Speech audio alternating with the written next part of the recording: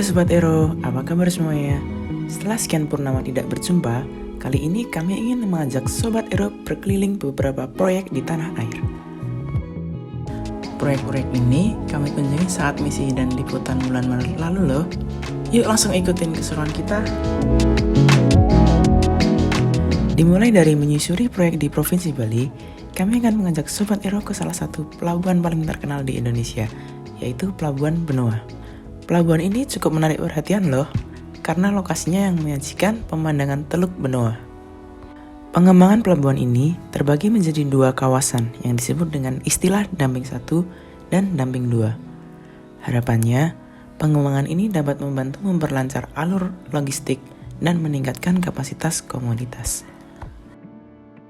Pada kesempatan kali ini, kami berkesempatan untuk meliput proyek yang ada di kawasan Damping 2. Proyek ini digarap oleh PT Waskita Karya dengan fokus pekerjaan pada proyek pembangunan revetment dan retaining wall. Pekerjaan ini ditujukan untuk menjaga kondisi dan stabilitas sisi tepi pantai dari hantaman ombak ataupun tekanan tanah loh Sobat Ero. Revetment yang dibangun dengan elevasi 4,2 meter di atas permukaan air ini dilengkapi dengan filter berupa geotekstil non-woven. Filter inilah yang nantinya akan menghalangi pasir yang akan masuk saat terjadi kondisi pasang air laut.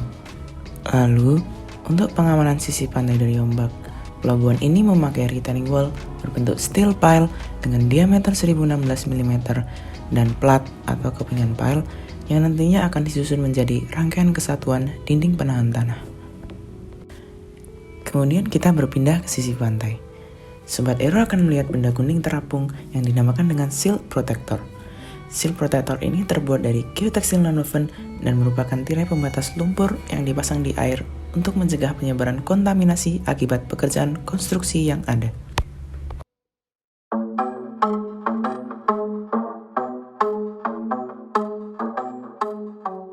Selain Pelabuhan Benoa, kami juga berkesempatan untuk mengunjungi proyek Pelabuhan Sanur yang berada di Pantai Matahari Terbit, Desa Sanur Kaja, Kecamatan Denpasar Selatan.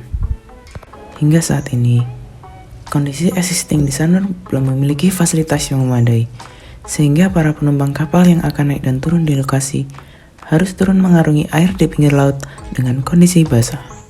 Pembangunan yang memakan anggaran kurang lebih 400 miliar rupiah ini dimaksudkan untuk mempermudah akses menuju kawasan yang dikenal dengan sebutan segitiga emas, yaitu Sanur, Nusa Penida, dan Nusa Ceningan. Kami juga berkesempatan mewawancarai Bapak Heru Wijanarko selaku Project Manager proyek Pelabuhan Sanur. Hingga 12 Maret 2022 lalu, progres proyek yang berada di Pantai Matahari Terbit ini mencapai kurang lebih 54%. Secara kontraktual, proyek ditargetkan akan selesai pada Juni 2022 lalu. Namun, dengan adanya refocusing anggaran menyebabkan perpanjangan kontrak atau multi-year contract, sehingga proyek pembangunan fasilitas Pelabuhan Sanur diperpanjang. Pelabuhan Sanur memiliki beberapa fasilitas yang terdapat di darat maupun di laut. Fasilitas yang terdapat di darat ialah gedung terminal penumpang. Sementara itu, fasilitas di laut meliputi breakwater selatan, breakwater utara, dermaga apung, area pengembangan, dan talut. Sekarang, yuk kita intip bangunan breakwater atau pemecah gelombangnya. Breakwater Pelabuhan Sanur menggunakan material unit lapis lindung atau armor berjenis BPPT Lock dengan massa 1,3 dan 3,6 ton.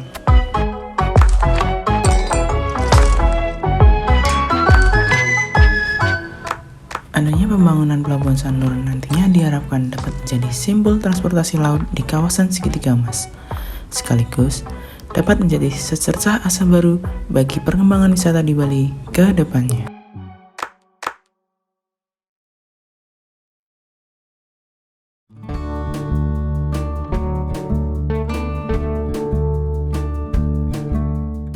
Beranjak dari Bali, sekarang kami akan mengajak Sobat Ero untuk mengeksplor Labuan Bajo.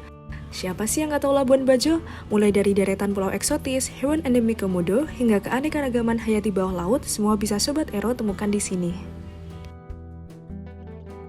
Mari kita mulai dari pusat titik nol Labuan Bajo, yaitu Waterfront. Waterfront adalah ruang terbuka publik yang akan menjadi pusat kegiatan pariwisata dan ekonomi kreatif. waterfront ditata pada 5 zona dan yang sedang Sobat Ero saksikan saat ini adalah zona 5 atau kawasan Kampung Ujung sebagai pusat kuliner.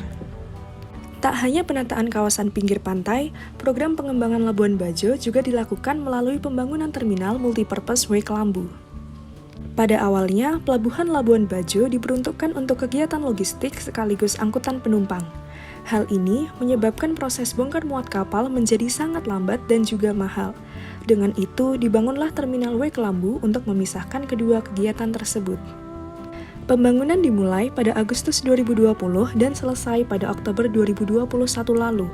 Jaraknya kurang lebih 10 hingga 12 km dari Pelabuhan Labuan Bajo. Terminal ini direncanakan berfungsi hingga 20 tahun ke depan untuk melayani lalu lintas dan kegiatan bongkar muat komoditas seperti peti kemas, general cargo, dan curah cair.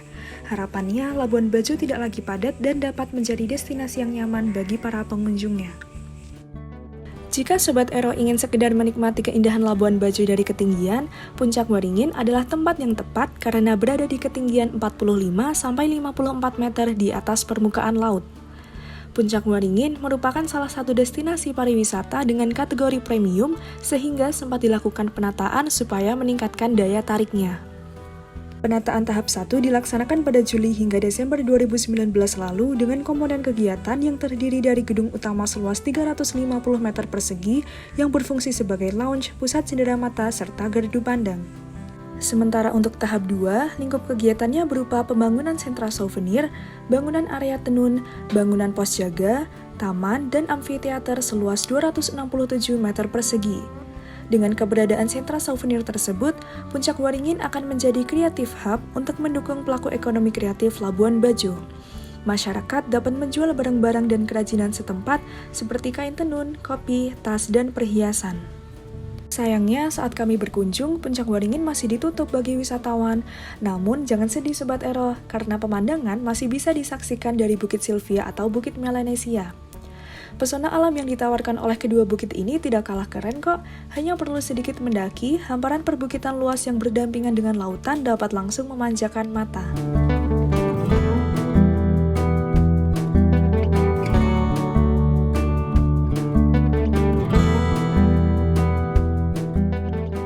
Pulau Padar merupakan salah satu destinasi wajib ketika mendatangi Labuan Bajo. Setibanya di sini, Sobat Ero harus menaiki ratusan anak tangga untuk dapat sampai di puncak pulau. Walaupun pendakian ratusan anak tangga sangatlah melelahkan, tetapi rasa lelah tersebut terbayarkan dengan suguhan pesona keindahan Labuan Bajo dan pulau-pulau di sekitarnya. Sobat Ero akan disuguhkan dengan pemandangan air laut dengan gradasi biru yang menyegarkan, jajaran pulau-pulau indah, hingga potret keindahan teluk di antara pulau-pulau. Perjalanan Sobat Ero belum berakhir loh. Destinasi selanjutnya adalah Pink Beach atau Pantai Pasir Merah Muda. Seperti namanya, pasir di pantai ini memang berwarna merah muda. Selain itu, pasirnya juga sangatlah bersih loh. Sobat Ero tahu tidak, ketika berkunjung ke Labuan Bajo, belum lengkap rasanya jika belum berkunjung ke Taman Nasional Komodo di Loh Liang, Pulau Komodo. Untuk sampai di sini, Sobat Ero harus menaiki boat kurang lebih 1,5 jam. Lalu, Sobat Ero akan diajak menyusuri hutan di kawasan Taman Nasional Komodo. Taman konservasi ini merupakan habitat asli satwa endemik kebanggaan Indonesia, yaitu komodo. Nah, biasanya perjumpaan Sobat Ero dengan komodo akan terjadi di waterhole.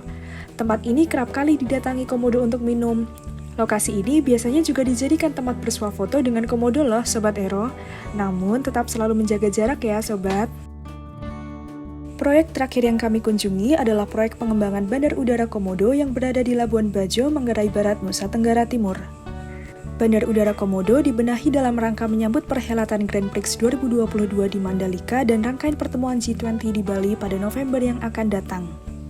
Beberapa pekerjaan yang dilakukan adalah pekerjaan perpanjangan landasan pacu atau runway yang panjang awalnya 2.250 meter diperpanjang menjadi 2.750 meter, pekerjaan penataan interior terminal penumpang, dan pekerjaan perluasan terminal atau extension terminal penumpang. Pada saat kami berkunjung, pekerjaan perpanjangan landasan pacu telah selesai dilakukan, sedangkan pekerjaan penataan interior terminal penumpang sedang dalam proses pengerjaan dan pekerjaan perluasan terminal sudah mencapai tahap finishing.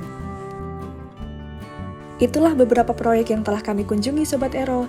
Harapannya, proyek-proyek tersebut dapat menjadi pemantik perkembangan infrastruktur Indonesia ke depannya.